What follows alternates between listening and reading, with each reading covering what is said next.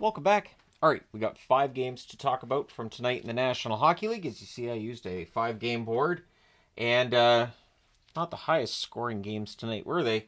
Which meant I had lots of room for notes. All right, so starting things off, Chicago and Detroit, Mrazek versus Talbot. There's an early press by the Wings. The fans call one, the referee does not.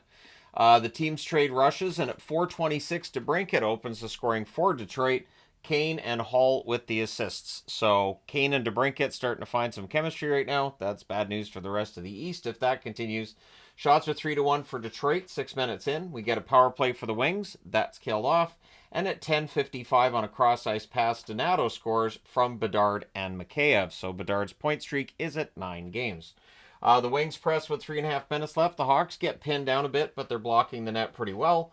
Wings press again in the final minute, and with 15.3 seconds left, they go to the power play. That rolls over to the second period. Score tied at 1.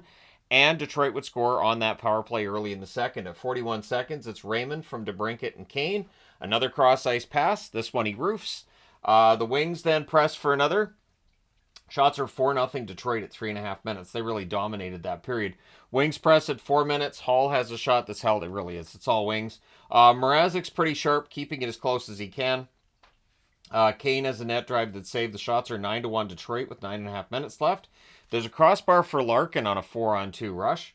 The Wings press with 7.5 minutes left. We get a power play for Detroit. That's killed off. DeBrincat's denied and close. Casper has a net drive that's held. It's 2-1 Detroit after 2. Third period, teams trade turnovers. The only shot on net 3.5 minutes in is Detroit's. Comfort at Tarasenko gets blocked. And then at 5 minutes, Andrew Kopp buries one from the side of the net. Gustafsson and Kane with the assists. Then at 7:06, Johansson gets his first, although they were pronouncing it Johansson, so I guess he goes with Johansson. His first NHL goal. Cross-ice pass as well. Raymond and Casper with the assists on that, so that makes it 4-1. Shots are 3-2 for Detroit at 9 minutes, and then at 10:14, Teravainen roofs one as well. This one from in close. Allen and Doc with the assists. That makes it 4-2. We get a power play for Detroit. That's killed off. The goalie pull happens early while you're down by 2 goals.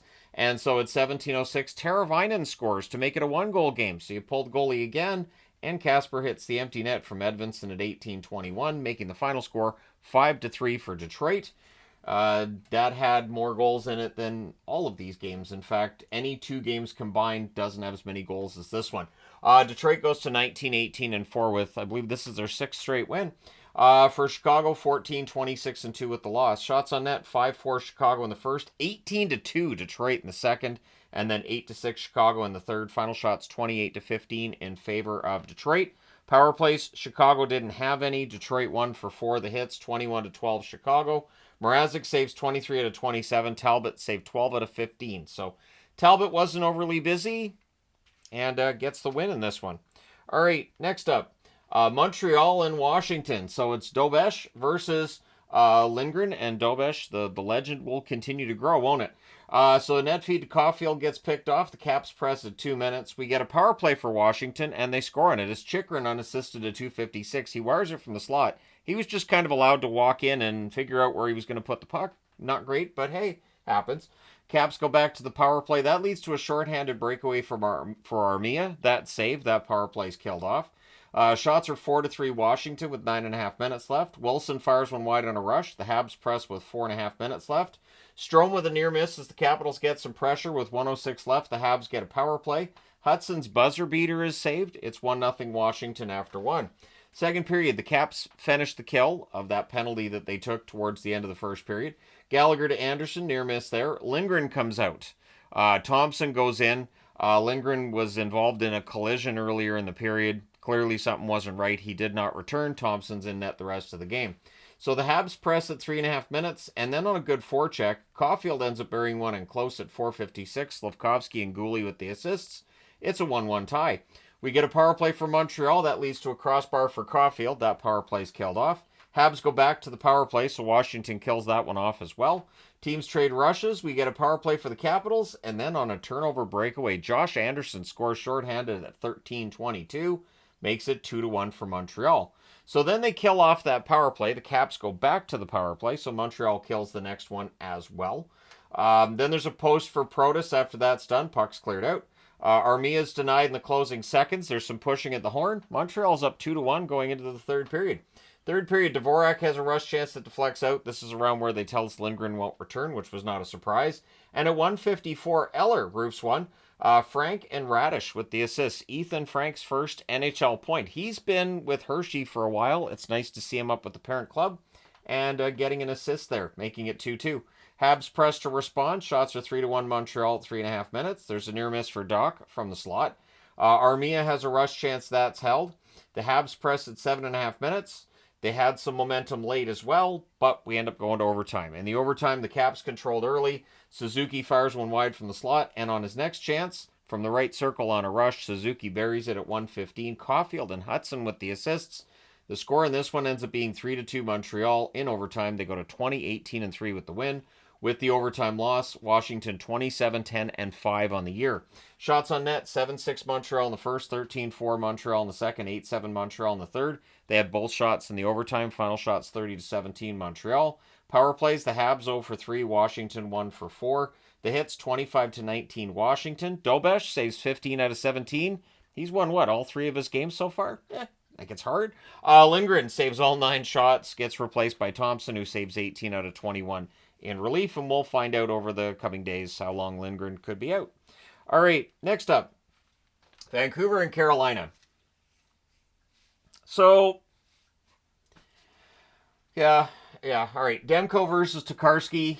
Early jump for Vancouver. Shots are 2-1 Canucks at 4 minutes. The Canes press at 4.5 minutes.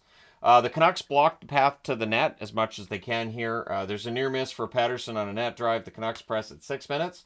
Canes get some pressure at 9 minutes. We get a power play for Carolina. That's killed off. And then on a turnover, Stahl buries a rebound. Orlov and Robinson with the assists at 14:40. It's 1-0 Carolina.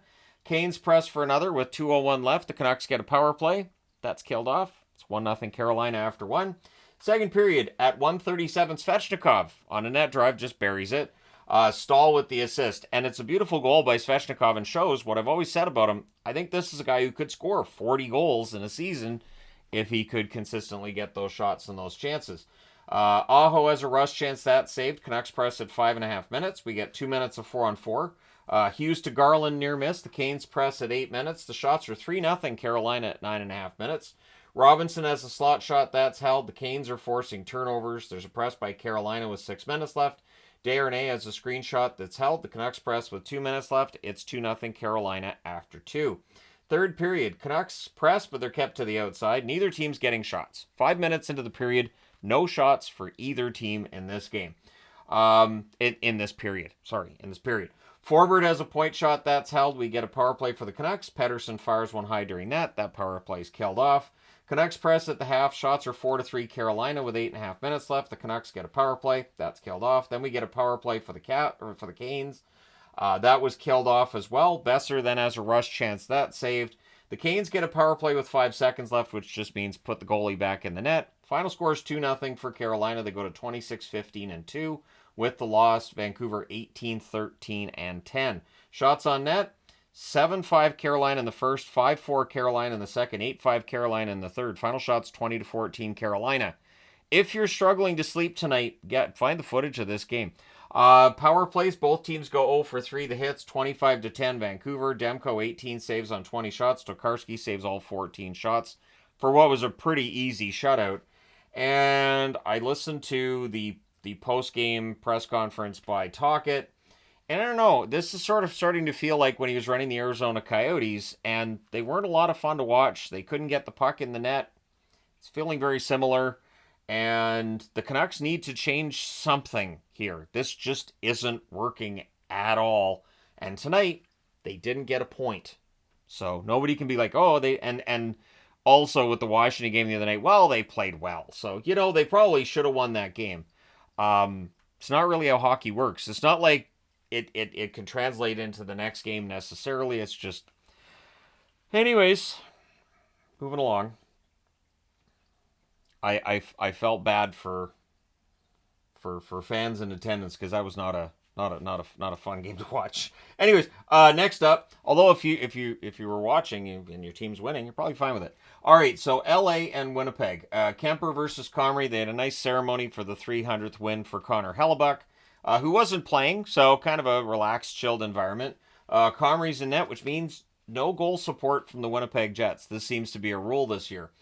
Teams trade rushes. Shots are 3-1 for the Kings at 3.5 minutes. The Kings score. Is it offside? Yes. Very quickly they took that one back. No goal. Anderson has a shot that deflects wide. Kings press at 8 minutes. Shots are 4-1 for LA at 8.5 minutes. There's a shoulder save on a rush chance by Perfetti. There's a power play for the Kings. That's killed off. DeMello has a one-timer. That's held. The Jets press to close it out. It's scoreless after one. Second period. Teams trade turnovers. Jets press at 2.5 minutes. Things are pushy on a hold by Kemper. And at 4:39, Turcotte gets one from the slot. Kempe and Moverare with the assists on that. So it is a 1-0 lead for the Kings. Jets look to respond. Shots are 5-2 LA at 6.5 minutes. Iafallo has a rush chance that's defended. Does not get to the net. Pressed by the Kings at 9.5 minutes. We get a power play for LA. That's killed off. The Jets press with 4 minutes left. The Kings get some pressure with 2.5 minutes left. With 2:13 left, the Kings get a power play. That's killed off. It's 1-0 LA after 2. Third period, Byfield has a net feed, near miss there. The Jets get pinned down a bit. Comrie holds on there. Shots are 1 apiece at 3.5 minutes. Things are pushy on a hold by Kemper. Laferriere fires one wide on a rush. The Jets draw a power play. Ehlers fans on one in close, and that power play ends up being killed off. Jets go back to the power play. They score on this one. Jets power play bailing him out a bit here. On a cross-ice pass, Scheifele buries one. Velarde and Connor with the assists at 10:22. Makes it a 1-1 tie. Kings call a timeout. Then there's a press by the Kings with 6.5 minutes left. Niederreiter has a 3-on-2 chance that's saved. Jets press to close it. We're going to overtime. The overtime, Connor's denied via a 2-on-1. Anderson has a shot that's saved. And then on a 2-on-1 rush, the Kings end it. Kempe. Roofs won. Clark and Kopitar with the assists at 1:14. LA wins 2-1 in overtime over the Jets.